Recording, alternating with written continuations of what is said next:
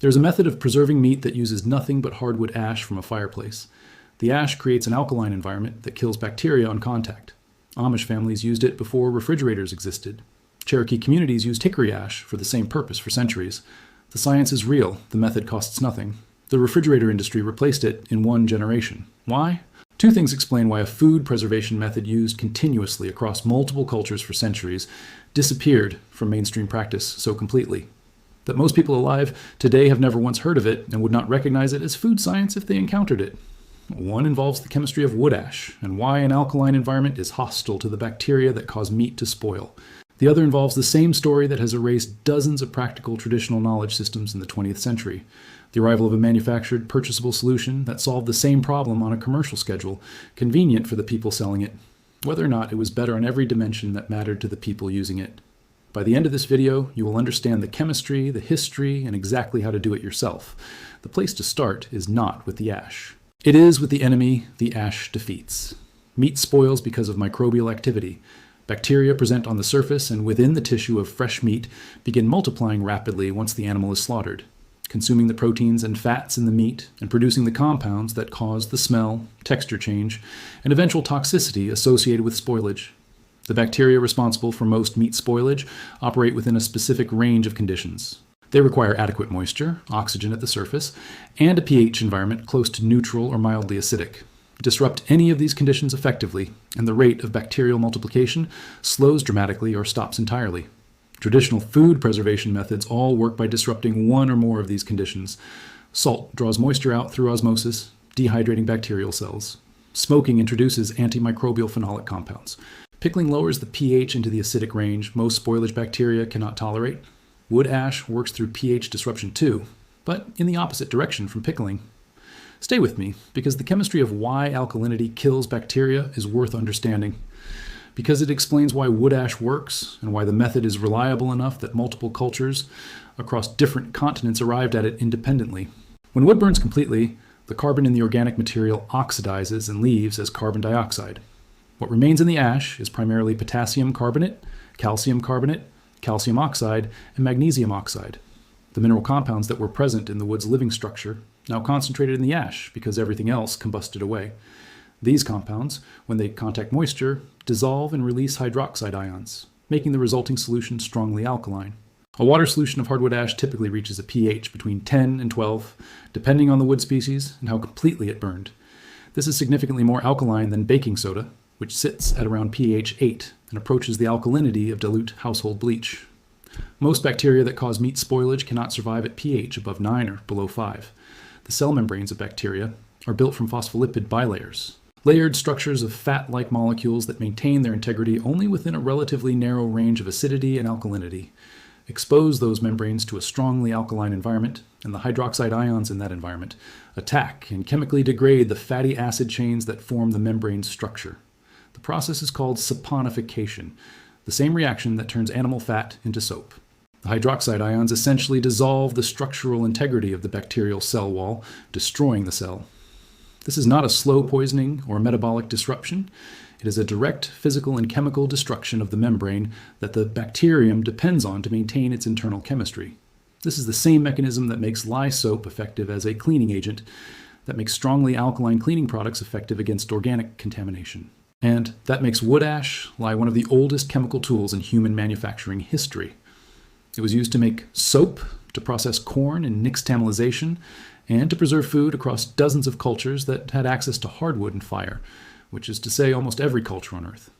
Wood ash applied to the surface of meat and maintained dry creates a barrier of alkaline mineral compounds that bacterial cells cannot survive on contact.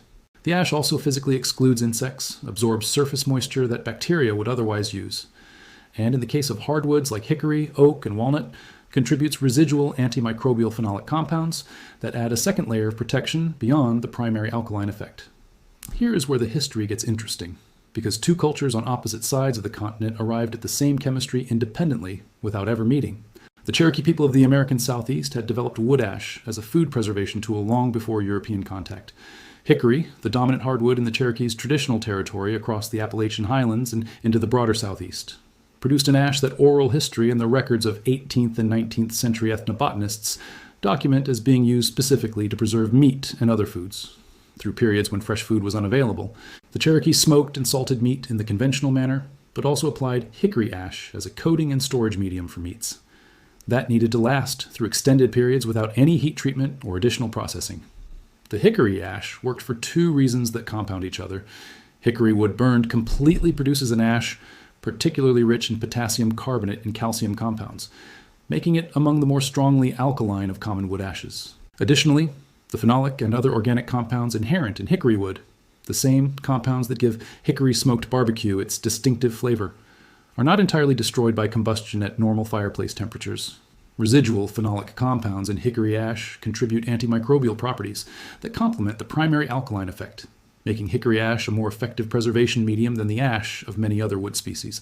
This dual mechanism, alkaline disruption of bacterial cell membranes combined with residual phenolic antimicrobial activity, is why hickory ash was specifically preferred and why the knowledge of which wood produced the best ash for preservation was itself important practical knowledge, passed down through the same channels as the preservation method itself.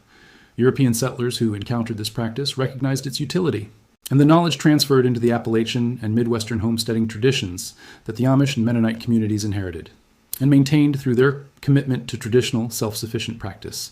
The Amish use of wood ash for food preservation was not a purely European tradition transplanted to American soil. It was a synthesis of European and indigenous American knowledge applied to the conditions of Pennsylvania and the Midwest, by communities that had good reason to pay attention to what worked. The knowledge did not travel with the settlers. The ash did. For Amish families in the pre-refrigerator era, the autumn slaughter of pigs was the single most important food preservation event of the year. A family's ability to eat adequately through winter depended substantially on how skillfully they preserved the protein from that slaughter. The smoking of hams and bacon was standard practice, well documented and widely discussed in accounts of Amish and Mennonite farm life. Less discussed in the mainstream accounts, which tended to focus on the more visually dramatic practices of communal slaughter and smokehouse operation, was the use of wood ash as an additional preservation medium. Portions of the carcass that were not going directly to the smokehouse or the brine barrel were salted and ash coated for storage in the root cellar through the winter months. The ash was collected from the household fireplace and wood stove throughout the autumn, dried completely, and stored in wooden barrels or pottery crocks ready for use after slaughter. The application was practical and deliberate, not a backup measure or a last resort, but a standard step in a well-established preservation sequence that the women of the household managed with the same systematic attention they brought to every other aspect of winter food preparation. The practice continued in some Amish communities well into the 20th century, maintained not as nostalgia, but as practical preference, particularly in communities where root cellar storage was reliable and the cost of electrical service was either unavailable or consciously avoided. Old order Amish communities that still practice this preservation method today do so alongside other traditional practices, as part of a coherent philosophy of self-sufficiency rather than as an isolated folk curiosity. The refrigerator had not arrived yet. The ash barrel was already full. Winter was coming. That was enough. Now here is where modern food preservation science and the refrigerator industry diverge from what these communities understood through generations of practical necessity. A refrigerator preserves food by maintaining a temperature low enough to slow bacterial metabolism. It does not kill bacteria. It does not create a hostile chemical environment. It simply slows the existing bacterial population enough that the food remains safe to eat for days or a few weeks. Turn off the refrigerator, and the bacteria resume their normal rate of multiplication within hours. The preservation is entirely dependent on the continuous operation of the electrical appliance. Stop the electricity, and you stop the preservation. Wood ash preservation works differently. The alkaline chemical environment created by ash contact persists as long as the ash is present and remains dry. It does not require continuous energy input. It does not fail if the power goes out. It does not require a compressor, a refrigerant circuit, or a thermostat. It requires ash, which is a byproduct of fire that communities have been producing since fire existed. And it requires cool, dry storage, which a root cellar provides without any electrical input. The refrigerator industry arrived in rural American communities in a concentrated wave during the 1940s and 1950s, driven by the Rural Electrification Administration's expansion of electrical service to farm communities that had previously been without electrical power. The timing was significant. The same generation of rural families that saw electricity arrive saw refrigerators arrive with it, and the commercial and cultural pressure to adopt modern appliances was considerable. Refrigerators were marketed not merely as convenient alternatives to traditional food storage, but as evidence of modernity, prosperity, and progress. A family with a refrigerator in the kitchen was a family that had arrived in the modern world. A family still relying on the root cellar and the ash barrel was, by the marketing logic of the post-war appliance industry, a family left behind. The refrigerator solved the meat preservation problem on terms that required an ongoing commercial relationship. The appliance itself was purchased, often on installment credit that extended the commercial relationship for years. The electricity to run it was purchased monthly from the utility company. The repair services, when the compressor eventually failed, were purchased from an appliance service contractor. The replacement appliance, when the old one wore out, was purchased from the same manufacturers who had supplied the first one. Every step of the refrigerator's life cycle generated commercial revenue for someone. Every step of wood ash preservation in a root cellar generated commercial revenue for no one. This is not a conspiracy. The refrigerator genuinely was more convenient on the dimensions that mattered most to a post-war American family. With access to electricity, disposable income, and the cultural aspiration to live like their urban neighbors. Hot summer storage, year-round fresh food without seasonal slaughter schedules, reliable preservation without the skill and knowledge required to salt and ash correctly. The ash method required knowing how to use it. The refrigerator required only plugging it in. In the commercial logic of the post-war American economy, the purchasable solution that reduced dependence on knowledge almost always displaced the free solution. That required skill and tradition to transmit. The Amish communities that maintained these traditional practices did so not out of ignorance of refrigeration, but out of a principled rejection of the commercial and electrical infrastructure dependency that refrigeration represented. The independence of the ash and root cellar method was precisely its value to communities, for whom independence from outside commercial systems was a spiritual and community priority, not merely a practical preference. Here is exactly how the ash preservation method works in practice, and what the important details are that determine whether it works reliably and safely. The quality of the ash matters significantly and is not interchangeable between wood types.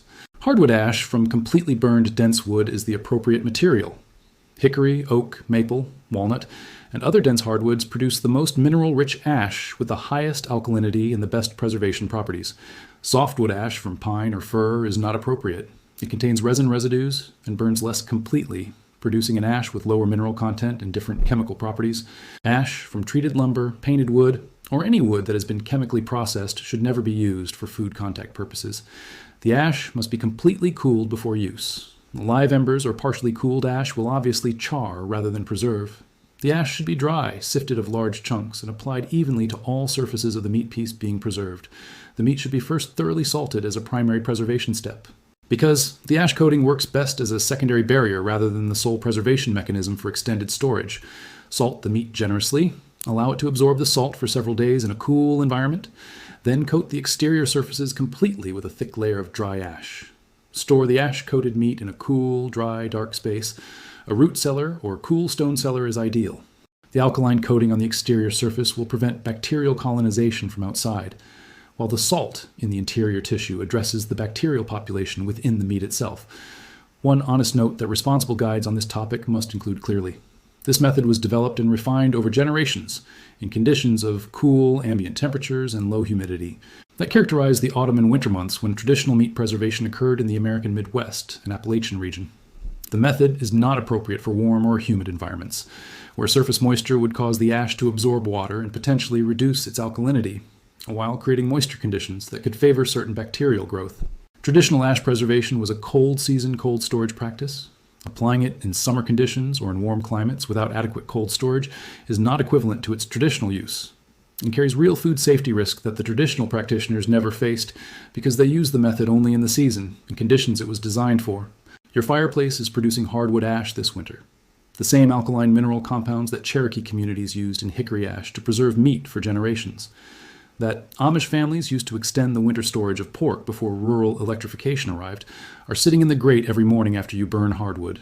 The refrigerator replaced this knowledge in one generation, not because ash preservation was unreliable in the conditions it was designed for, but because the refrigerator was more convenient, and its convenience was commercially packaged and sold to a generation that had newly available electricity and a cultural aspiration to use every modern appliance it could afford.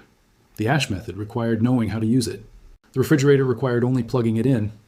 In the commercial economy of the post-war decades, the purchasable solution that required no traditional knowledge almost always displaced the free solution, that required both knowledge and a living community to transmit that knowledge from one generation to the next. The ash is in your fireplace.